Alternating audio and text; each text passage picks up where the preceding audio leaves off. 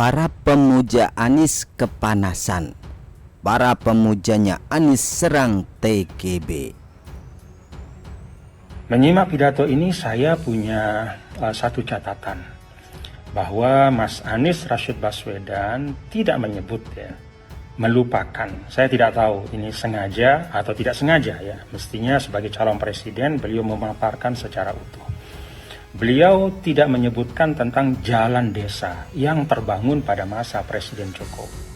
Pada masa 9 tahun sampai akhir 2022 itu ada lebih dari 316.000 kilometer jalan desa yang dibangun oleh Presiden Jokowi. Hanya mohon data-data disampaikan secara utuh, jangan setengah-setengah. Pidato Anies Baswedan dalam hari ulang tahun partai berlambang 2 bulan sabit dan padi di tengahnya itu ternyata berbuntut panjang. Bahkan giliran TGB, Muhammad Zainul Majdi, mendapat banyak komentar miring atau serangan dari para pemuja Anies. Serangan balik yang dilakukan atas kritikan TGB atas pidato Anies yang omong kosong alias salah dalam menginterpretasikan data datang dari barisan pemuja Anies Baswedan. Mereka secara berjamaah kepanasan setelah kritik yang dilakukan oleh TGB secara terbuka. Para pemuja Anies Baswedan lantas menyusun strategi, mulai dari menuduhnya TGB sebagai ulama penjilat dan naifnya lagi mengungkit-ungkit kasus divestasi saham PT Newmont. Gagahnya lagi, TGB sama sekali tidak terbawa perasaan dan justru membiarkan dan tidak ingin menghapus komentar miring serta diselipkan isu yang justru mengfitnah. Melalui akun Instagramnya @tuangurubajang, TGB menjelaskan banyaknya serangan balik terhadap dirinya membuat sejumlah sahabat memintanya menghapus komentar tersebut. Namun beliau, TGB, tidak mau menghapusnya. Bagi TGB, komentar tersebut dibiarkan agar kita bisa melihat beginilah media sosial kita.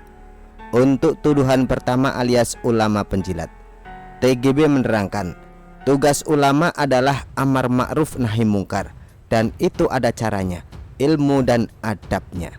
Nah, justru niat TGB baik, memberikan masukan kepada Anies Baswedan agar ke depan Anies Baswedan bisa jeli dalam melihat data. TGB juga menyampaikan bahwa seyogyanya Anies Baswedan harus menyampaikan secara utuh data tersebut, termasuk jumlah jalan yang dibangun oleh Presiden Joko Widodo di pedesaan.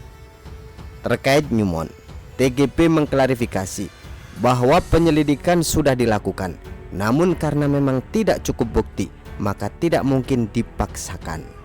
Nah, kalau cukup bukti, jangankan TGB, beberapa menteri aktif dari partai yang berkuasa juga bisa dihukum. Lihat saja bagaimana yang dialami oleh menteri dari Partai Nasional Demokrat saat ini. Toh, apa yang disampaikan oleh TGB adalah bagian dari meluruskan apa yang mesti diluruskan. Salah junjungannya sendiri. Mengapa harus membandingkan sesuatu yang datanya salah diinterpretasikan?